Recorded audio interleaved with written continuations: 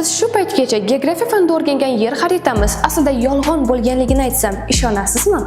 Gap yerning shakli haqida emas, balki xaritada joylashgan qit'a hamda davlatlarning hududlari haqida ketmoqda. Gap shundaki, yerning xaritasi globus shaklidan tekis qog'oz ko'rinishiga o'tkazilganida u quyidagicha ko'rinishga ega bo'lishi kerak edi va biz bu xaritani Galapagos xaritasi deb ataymiz.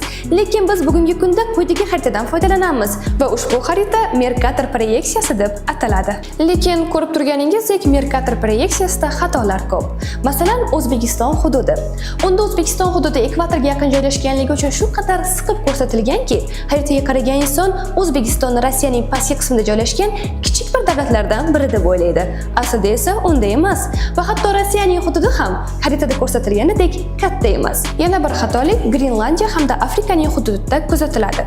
Grenlandiya aslida Afrikadan 14 barobar kichik, lekin xaritada ular deyarli bir xil kattalikka ega. Aslida Mercator proyeksiyasi dengizchilar ishini osonlashtirish uchun qisqartirilgan ko'rinishdagi xarita edi, lekin bugungi kunda butun dunyo undan foydalanyapti. Shunday ekan, agarda yerning haqiqiy xaritasini o'rganmoqchi bo'lsangiz, uni qog'ozdagi xaritadan emas, balki globus ko'rinishidan o'rganing.